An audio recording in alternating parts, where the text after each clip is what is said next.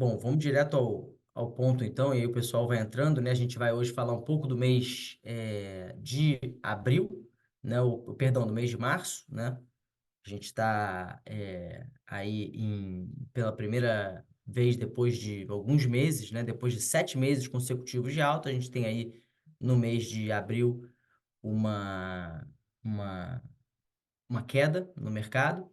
Movimento comum aí, a gente está falando de uma classe de ativos de renda variável, né? É de se esperar que a gente não suba o tempo todo, mas é claro que dá aquele frio na barriga, mesmo quem está no mercado já há mais tempo, passa por um drawdown aí um pouco maior do que a gente está acostumado no mercado de ações, claro que dá sempre um friozinho na barriga, mas hoje a gente veio falar um pouco de valuation, vamos falar um pouquinho também, claro, vamos passar um pouco aí do desempenho de cada um dos nossos índices, desempenho do Bitcoin. Vamos falar um pouquinho aí também de valuation, né? Como é que a gente está enxergando o valuation de Bitcoin, como é que a gente está enxergando aí possível preço daqui para frente. Alguns drivers aí para o Bitcoin especificamente, o que que a gente espera aí de temas e narrativas que possam entrar aí no cenário para impulsionar o valor desse ativo, para continuar impulsionando o valor desse ativo ao longo do ano. E, claro, vamos abrir aí para o nosso habitual Q&A com nossa equipe de research, hoje aqui representada pelo Pedro Lapenta, Head de Research, Yuri Alter conosco hoje também, analista de research, e o nosso gestor João Marco Cunha, como sempre aí marcando presença, e é para ele mesmo que eu vou passar a palavra aí para contar um pouco do mês de abril e falar um pouquinho aí como é que o mercado de cripto se comportou frente a outros mercados e a outros ativos. Fala aí, João. Obrigado, Renato. Boa tarde a todos, tudo bem? Como o Renato já adiantou, né?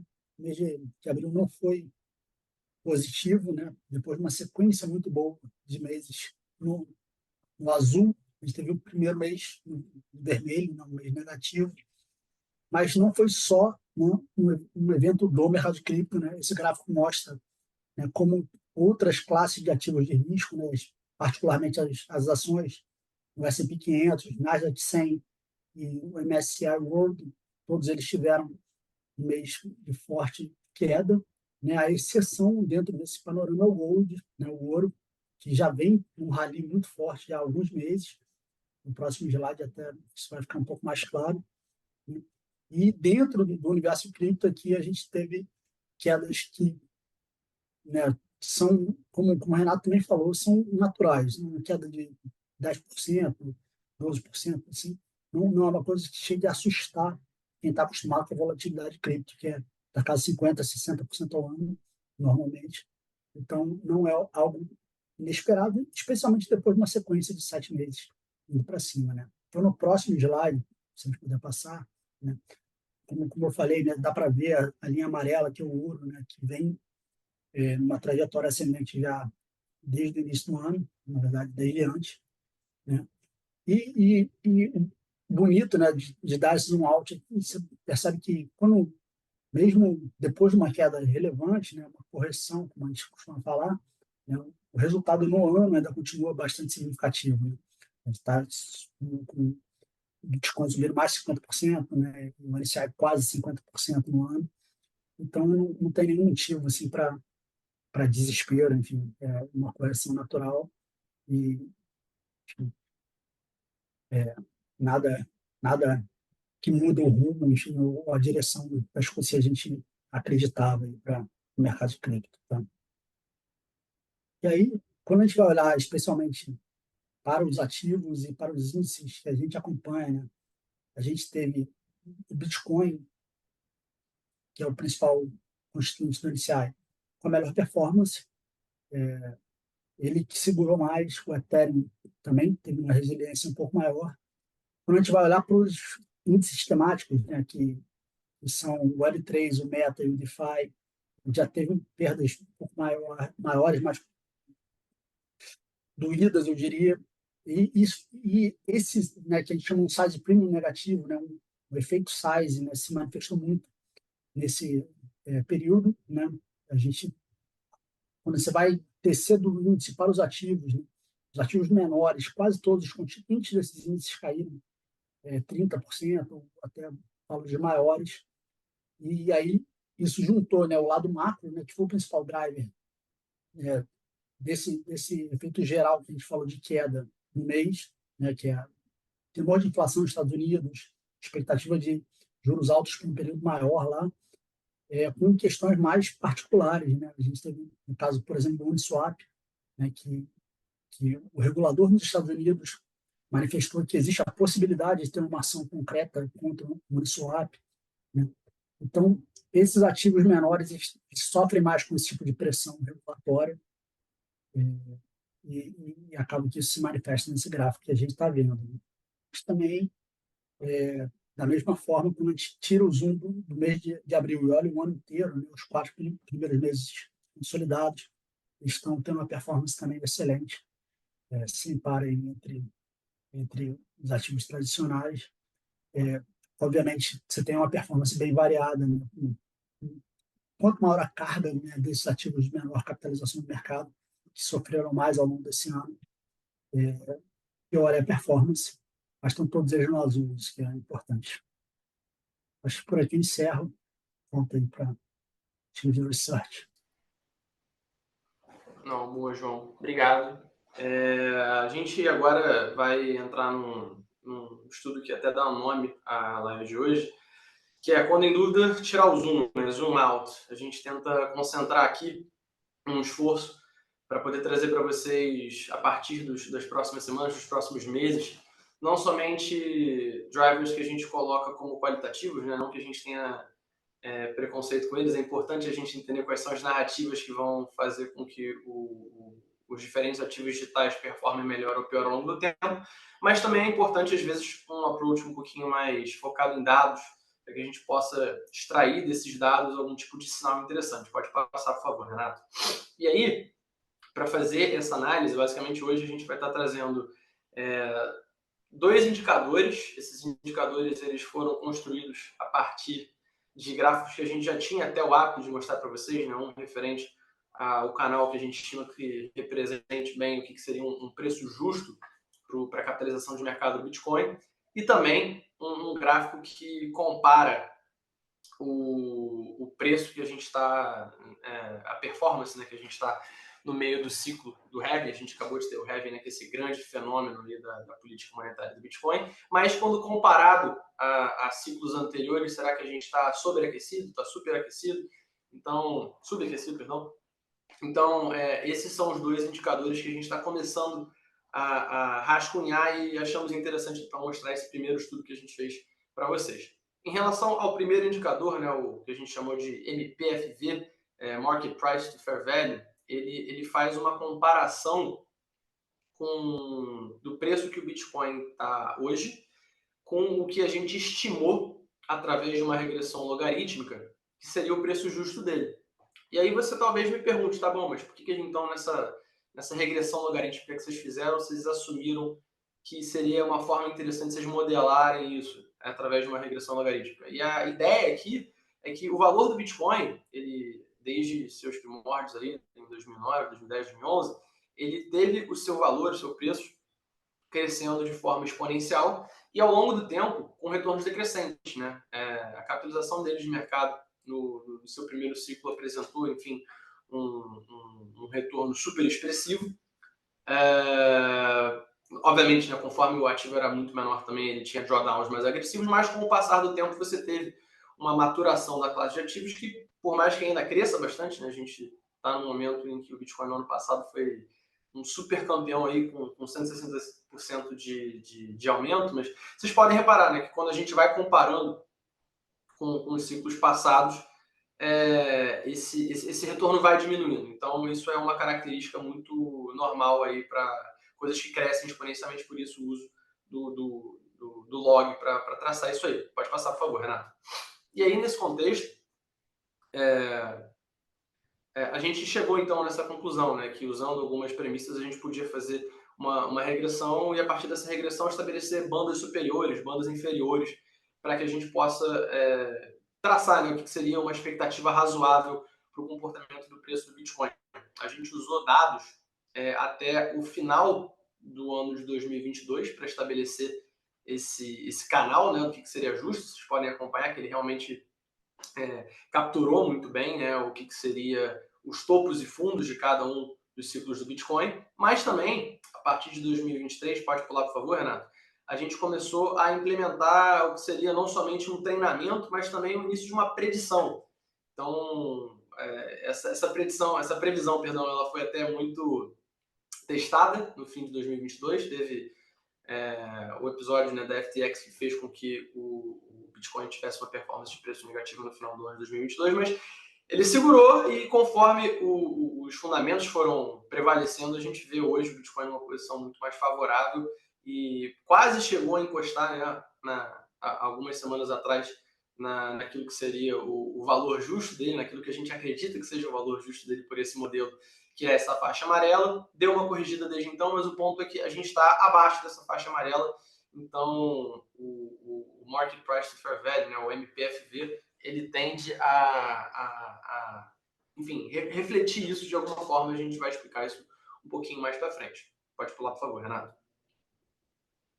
O segundo indicador que a gente traz, né, que é o Market Price to Halving Rhythm, né, que compara o preço de mercado que a gente tem hoje para o Bitcoin com o ritmo dos halvings anteriores, ou seja, dada a performance que o Bitcoin teve, olhando uma janela de 500 dias antes do halving até 500 dias depois do halving, a gente fez bastante nos últimos calls dessa análise, olhando para isso e tendo em mente que nos últimos 3 halvings você tem uma média aí de performance para esses 3 ciclos, a gente tem uma forma de, uma vez comparando com a média desses outros 3 períodos, saber se a gente está acima dessa média, abaixo dessa média, estamos sobreaquecidos, estamos subaquecidos. E aí, a partir de então, a gente conseguiu derivar esse indicador, tentando responder sempre aquela pergunta, né? A gente vai ver um padrão de comportamento parecido com os ciclos passados? Se sim, se a gente conseguir extrair algum tipo de informação disso, ela sendo consistente ao longo do tempo, isso aí pode ser super interessante. Pode passar, por favor, Renato. E aí é só até um pouco de uma provocação, né? Que tem muito a ver com o que o Pedro vai falar um pouco mais tarde. Com o passar do tempo, super em linha com o que a gente acabou de falar para vocês, a performance em cada um dos halvings, para o preço do Bitcoin, ela vai diminuindo, né? A gente tem esses retornos decrescentes ao longo do tempo. Mas o que a gente também vê ao longo do tempo diminuindo é justamente a emissão de Bitcoin. Então, a gente tinha, em sua incepção, o Bitcoin remunerando ao minerador 50 Bitcoins por bloco. Depois, com o passar dos halvings, isso passou para 25, para 12,5, 6,25. Agora, no dia 20 de abril, o último halving fez com que a recompensa do minerador passasse a ser 13,125. O que é interessante a gente observar em relação a isso é que, ao passo que a gente tem uma recompensa do subsídio, né, cada vez menor, essas narrativas que o Pedro vai trazer daqui a pouco, elas são super importantes para fazer com que tenha esse catch-up. E olhando para os últimos ciclos e vendo a performance deles comparativo com a qual a gente está agora, a gente pode reparar que foi normal, foi natural após os halvings passados, com exceção feita talvez até ao primeiro ciclo, que era um ciclo talvez até difícil da gente considerar nessa nossa análise, porque o Bitcoin é muito pequeno, mas foi normal nos últimos 2 ciclos, por exemplo, o Bitcoin passar cerca de 100 dias, até quase 200 dias, na verdade, algo entre 100 e 180 dias, para começar a observar retornos expressivos. Então, muito em cima do que o João acabou de falar e que o Renato falou no início do call, a gente pode estar olhando para um momento no tempo no qual, talvez, olhando janelas mais curtas, seja muito difícil a gente expressar, e esses indicadores eles vão ajudar a gente, mas no curto prazo talvez seja um momento no qual é pouco claro uma tendência para se você comprar Bitcoin hoje e vender daqui a um mês, você comprar Bitcoin hoje e vender daqui a 2, 3 meses. Será que isso é um bom negócio? Talvez exista um conjunto de sinais ou fatores que até não necessariamente te sustente isso como uma boa estratégia, mas olhando para uma janela de tempo mais longa, e aí os indicadores eles passam a ser super mais assertivos, a gente vê que, olhando pelo menos ciclos passados, pode fazer muito sentido você fazer a alocação em Bitcoin. A performance, né, do lado direito desse gráfico, ela é muito mais explosiva, ou foi pelo menos nos ciclos passados muito mais explosiva do que nos 500 dias que antecederam a halving, o que deixa a gente super encorajado para os 12 a 18 meses que vão vir por aí. Pode passar, por favor, Renato. E aí, só para trazer então alguns resultados, né? A gente fez uma série de testes, está construindo ainda esses indicadores e como melhor trabalhar com eles. A gente ainda está desenvolvendo uma banda de neutralidade, enfim, e com o passar do tempo a assertividade desse modelo ela vai aumentando. Mas a gente fez aqui um uso desses dois indicadores para pegar, vamos pegar um momento do ciclo no qual tenha muita incerteza em relação ao que está acontecendo com o mercado. E a gente trouxe aí o último dia útil do ano de 2022, que foi um momento que aqui na Hashdex, eu, Renato, Pedro, João, a gente estava com muita dificuldade de explicar para o investidor por que o Bitcoin era um investimento tão bom, tão interessante, com o preço tendo uma performance tão negativa na época. E usando, né, esse estudo que a gente viu que naquele momento estava muito incerto você no curto prazo, por exemplo, usando o Market Price to Halving Rhythm, afirmar se aquilo ali seria um momento de compra ou de venda.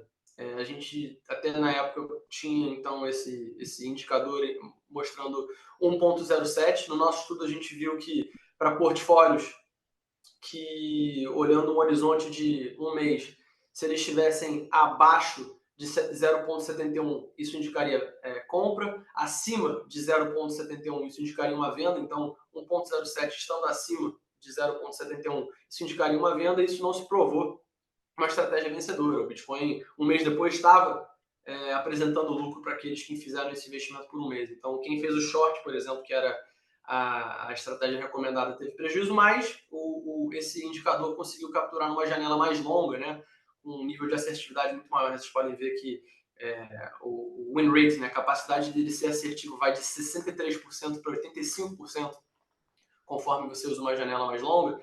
E ele deu o sinal certo, né? Ele falou para o investidor para ele alongar, e um ano depois o investidor que tinha alongado teve lucro. Então isso aí é um fator interessante. Mesma coisa para o Market Price to Fair Value, né? Quando a gente compara o preço do Bitcoin com uma janela de um mês, olhando, né, o Market Price to Having Rhythm, desculpa, né, que o Fair Value foi o último. Olhando para o MPHR, ele estava indicando que no horizonte de um mês, se você tivesse um indicador MPHR abaixo de 1,98, isso seria uma boa compra.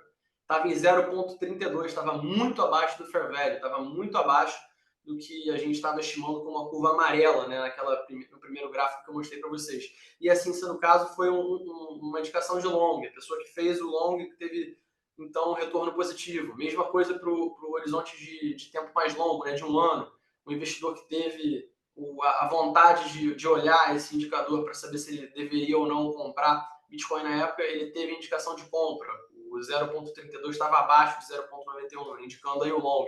Se ele tivesse feito isso, ele teria lucro. Então, assim, a gente está tentando aos pouquinhos estabelecer uma forma de navegar o mercado cripto que usa não somente aí esses fatores qualitativos, mas também os quantitativos para poder se posicionar em meios ciclos e para horizontes diferentes de prazo, né? A gente entende que comprar Bitcoin como um investimento de longo prazo, ele foi, pelo menos tradicionalmente ao longo do tempo, super positivo, né? Ninguém que comprou Bitcoin e segurou por 3 anos ou mais teve prejuízo, mas às vezes numa janela mais longa a volatilidade ela pode ser inimiga do investidor. Então é justamente o uso de indicadores como esse que a gente está começando a produzir in-house, que eu acho que podem aos pouquinhos começar a nortear melhor o investidor. Passo a bola aí de volta para o Renato para ele dar prosseguimento ao call.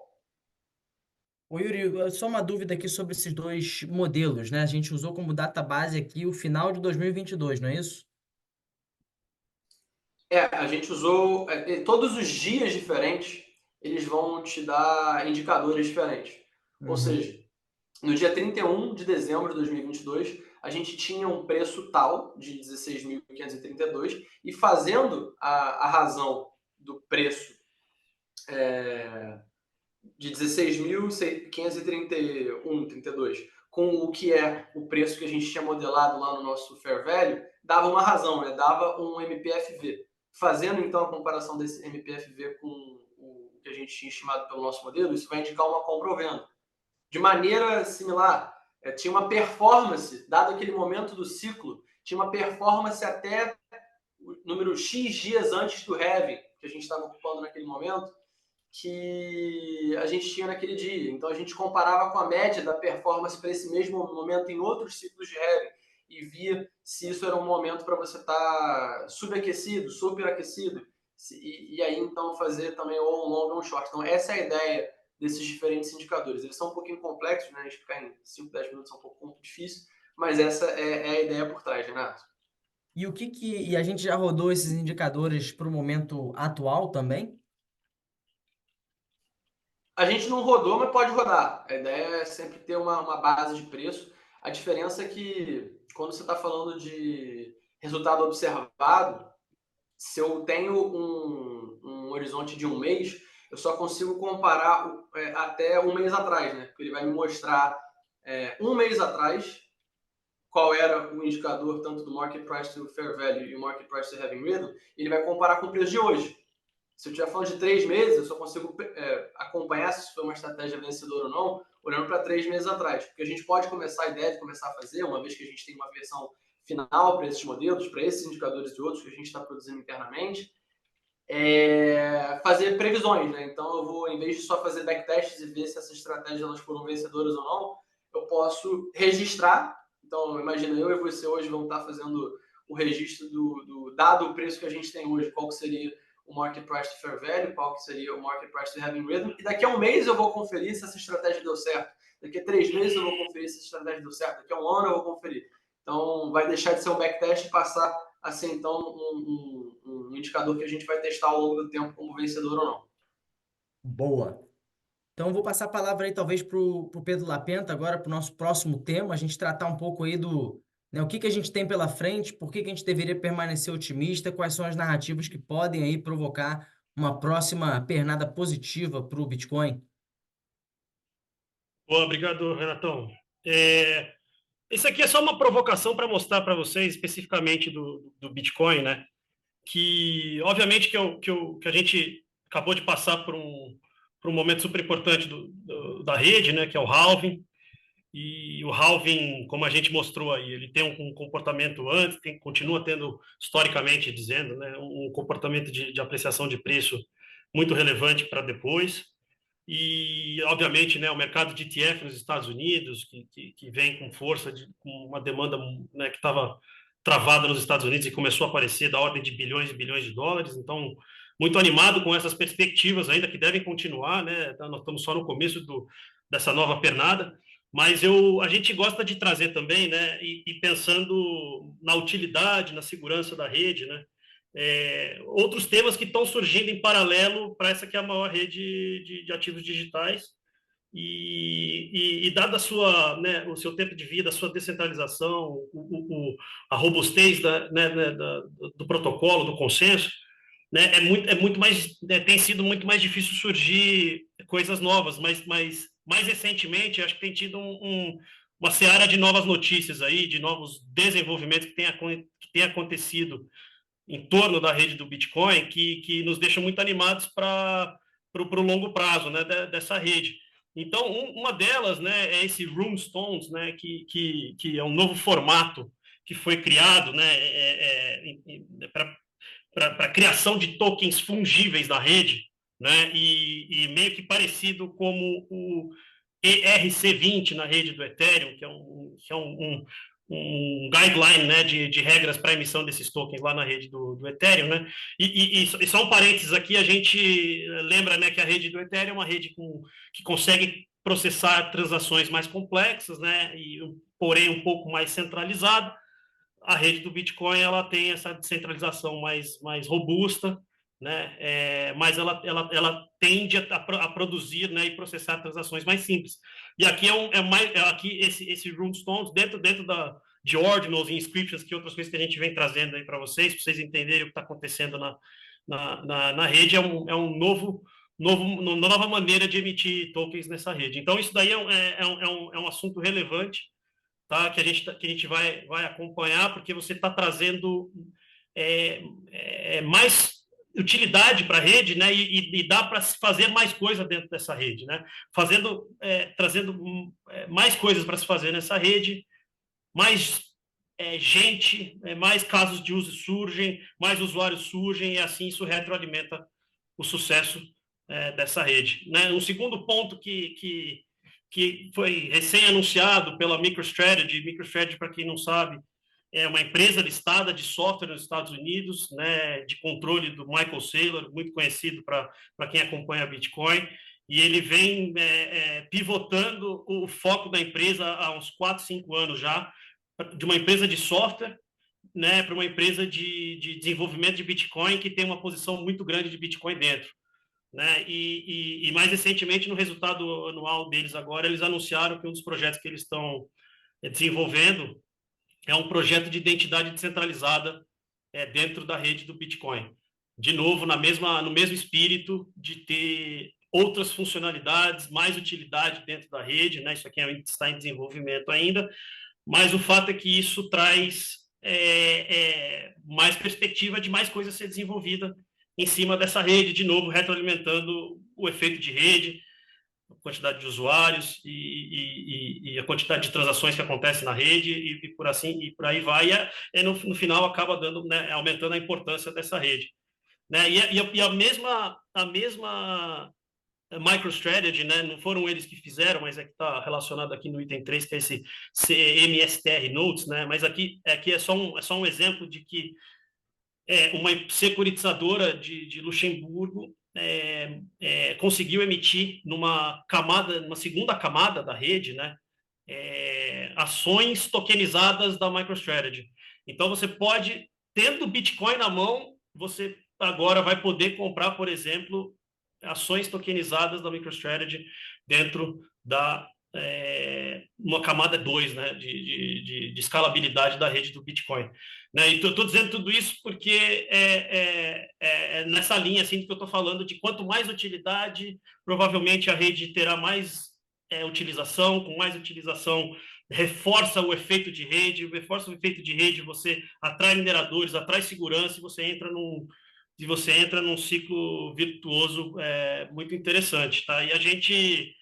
até por questão de tempo aqui, eu vou encerrar por aqui, mas o que vale só para fechar, né, é que com o passar do halving agora, a remuneração do minerador dividiu por 2, daqui 4 anos vai dividir por 2 e assim sucessivamente, mas a remuneração do minerador ela vem de duas frentes, né, de duas fontes.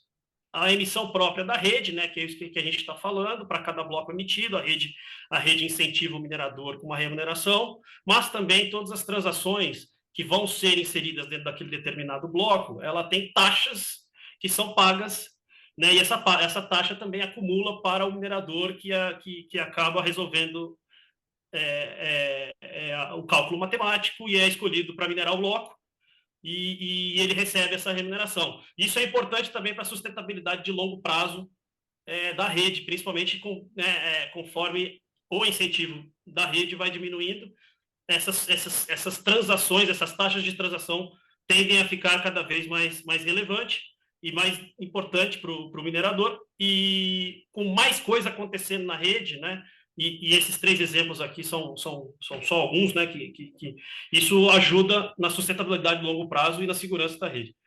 Enfim, é só um exemplo aqui. A gente abre aqui para perguntas e respostas. A gente queria manter o tempo aqui dentro dos 30 minutos e a gente feliz aqui em responder o que vocês quiserem perguntar. Legal, Lapenta, obrigado aí pela exposição, acho que bastante temas aí para manter a gente animado aí e atento aos próximos meses aí dos desenvolvimentos da rede do Bitcoin.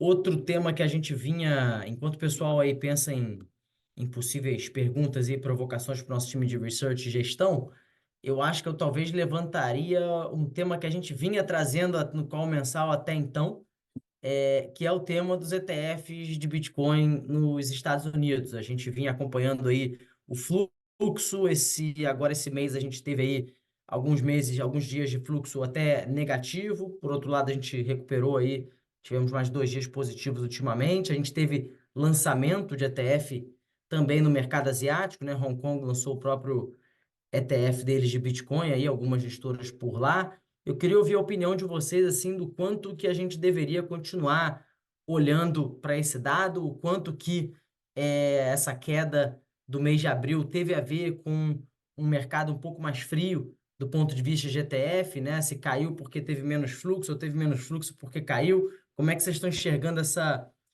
reflexividade e essa relação, né, entre agora os mercados regulados e os ETFs e o desempenho do ativo, se isso preocupa vocês? Vai Posso começar, pegar Rafa? aqui. Você pega, João? Eu posso pegar aqui, Pode. aí A depois você ordem que complementa. faz. Ó, a gente. Ô, Renato, é o seguinte, cara, nós estamos. Os ETFs foram. Os Estados Unidos foram lançados em janeiro. Tinha uma demanda reprimida muito importante ali. Eu acho que tiveram uns 17, 18 bilhões de dólares de net inflow nessa janela aí de 4 em 4 meses, né, com muitos emissores nos Estados Unidos. Então, é, acho, dado o tamanho do mercado americano, dado a quantidade de gente nova envolvida e vendendo esse produto, né, eu acho que tem que sim monitorar, e a gente vai continuar monitorando porque o mercado americano é muito grande, né? Então, essa primeira pernada veio, mas assim, essas coisas levam tempo, né? É normal. Ao mesmo tempo que o ETF de Bitcoin nos Estados Unidos foi o maior lançamento de qualquer ETF da história, né? A gente acha bom, com as características que esse ativo tem, ele tem espaço em praticamente todas as carteiras do mundo, né? Então, de todos os tipos de investidores. E nós estamos vendo a primeira leva dos que estavam prontos para agir. Muita gente não está pronta. A grande maioria não está pronta, e eu digo porque não dedicou tempo ainda para estudar a tese, não está com, né, não tá com todas as análises prontas ou com os processos internos prontos, e eles estão agora, acho que muito provavelmente, nesse processo. E as notícias que têm vindo, né, dos tipos de investidores que estão olhando, já tem fundo soberano, né, já tem investidores de fundo de pensão olhando, né, e que são investidores com característica de investidores de longuíssimo prazo, demoram para agir, mas também quando agem de maneira normalmente com transações grandes e ficam investidos por bastante tempo, porque provavelmente enxergam que aquele ativo naquela carteira, a partir daquele momento, vai exercer uma determinada função, né? Então, assim, eu acho que tem que ficar monitorando, a gente vai monitorar, a gente vai trazer esse assunto ainda, acho que nos próximos bons meses, porque ele ainda é relevante. E, em paralelo, Hong Kong, né, que é um mercado importante na Ásia, se abriu também para o produto, né? É mais um sinal aí de institucionalização das redes, né, dos ativos digitais, e a gente espera que isso vai acontecer em muitos outros mercados daqui para frente, depois que o mercado americano finalmente se abriu, tá? Eu acho que está, de novo, acho que é reforçar aqui que é o que a gente vem falando, que acho que talvez um chute aqui, é uma opinião, os últimos 15 anos, né, em diferentes graus, né, os últimos 15 anos do Bitcoin foram talvez dos aventureiros, dos que tomam mais risco, né, dos venture capital que apostaram nos desenvolvimentos em torno da rede, né, obviamente com retornos esperados, retornos altos, risco alto também, e agora nós estamos entrando nessa nova fase de institucionalização, essa fase Faria Lima, fase Leblon, fase Wall Street de Bitcoin. E acho que, né, se essa primeira fase durou 15 anos, nós só estamos no mês 4 dessa segunda, isso tem muita coisa pela frente ainda por vir. Resposta longa aí, João, mas... Só uma frasinha para complementar, eu acho ainda muito cedo assim, para a gente poder derivar dos dados alguma causalidade, né, se são os ETFs, funcionou os ETFs vai impactar preço ao contrário, né? A gente teve um ponto no tempo, como o Lapenta falou, que havia uma demanda reprimida muito grande, então, obviamente, essa demanda reprimida sendo libertada, né, e no caso foi através dos ETFs, então você tem um fluxo nos ETFs que impactou o preço. Mas, via de regra, precisa de dados para olhar, né, mais para frente, na situação normal do mercado, e assim, que você espera, não só no caso do Bitcoin, né, mas você espera que o mercado, né, o underlying, né, o ativo subjacente, seja o mercado na qual a formação de preço é mais relevante e o ETF ele vai se adaptar a isso, né? Os fluxos do ETF vão responder a isso. Até é um das exigências, né? Mas a SEC ela pede que você mostre, né, que o teu ETF não vai ser o mercado principal ali na formação de preço do produto, né, do subjacente. Então, a gente precisa ter dados, precisa ter tempo para poder mensurar isso do ponto de vista econômico, mas a expectativa é que o mercado de Bitcoin, né, fora do ETF, continue sendo mais importante na formação do preço. Ô, João, Boa. até por isso, tá? A gente não usou a gente tem até um gráfico que a gente usa bastante em house para entender, né, o comportamento da demanda pelos ETFs. E pensamos em fazer um indicador a partir disso. Não fizemos até agora justamente por falta de dados, exatamente isso. Sem dado é difícil saber o quão preciso, quanta informação e causalidade tem nesse processo. Boa. Ótimo. Pedrão, como é que tá o tempo do time aí? A gente tem tempo para mais perguntas aqui. Como é que você acha? Se tiver, a gente pode pegar mais uma aqui. A gente só quis encerrar, pelo menos a parte de apresentação aqui, dentro dos 30 minutos propostos, mas podemos pegar mais uma pergunta se tiver aí da audiência. Boa. Eu acho que tem alguns cotistas dos nossos produtos mais diversificados, né? Dos nossos produtos mais temáticos, né? Cotistas de DeFi 11, Web3 11, que passaram por um mês aí talvez mais emocionante aí, ou mais decepcionante, talvez melhor dizendo, do que os próprios cotistas de Hash 11 ou algum produto puro de Bitcoin, né? A gente sabe que os criptoativos ali saindo um pouco de Bitcoin e de Ether são ativos mais incipientes, são ativos de valor de mercado menor e, portanto, trazem consigo um maior risco. Nesse mês de abril, a gente tem acompanhado também, né? A gente falou agora dos ETFs de Bitcoin, o quanto que isso trouxe também até agora, ou trouxe até março ali, bons ventos para o Bitcoin especificamente. Em Hong Kong teve o lançamento de Ether, mas de ETF de Ether, nos Estados Unidos ainda não. E pelas noticiário que a gente tem esbarrado aí ao longo do mês de abril, com alguns eventos aí mais contenciosos aí da SEC, né, do regulador americano, e algumas empresas de cripto, né, particularmente ali empresas ou ações que impactam o próprio Ether. Eu queria saber um pouco de como é que está a perspectiva aí da área de research em relação, a gente falou hoje bastante de Bitcoin, catalisadores, etc. Como é que está a cabeça de vocês em relação a demais projetos? Como é que o investidor deveria encarar essas oportunidades além do Bitcoin? Se vocês estão preocupados com o desenvolvimento da rede Ethereum, principalmente depois dessas notícias aí um pouquinho mais desafiadoras para o ecossistema deles no que tange ao ecossistema americano, né, e a SEC. Não, legal.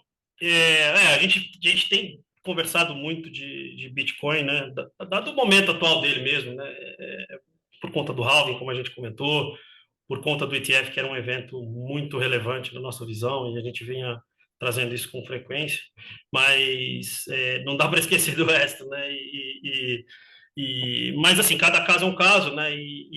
Os casos das plataforma de contrato inteligente, nós temos aí, né, uma expectativa, eu acho que a gente não pode comentar muito, mas da questão do ETF de Ethereum nos Estados Unidos, né? Tem muito questionamento se vai ser agora, se vai ser mais para frente, tal, mas tem isso no radar, né? E teve esse evento que na verdade é uma notificação, né, da SEC contra o Uniswap, né? Para quem não conhece o Uniswap, é uma corretora, né, de ativos, né, só que descentralizada, a maior que existe, né, nas redes de contrato inteligente, né, com muita relevância na rede Ethereum, e isso até trouxe um pouquinho de barulho, né, e trouxe um impacto nos preços. Eu acho que isso afetou o próprio DeFi, né, nosso produto né, que segue o índice de finanças descentralizadas, dado que o Uniswap é muito relevante dentro da composição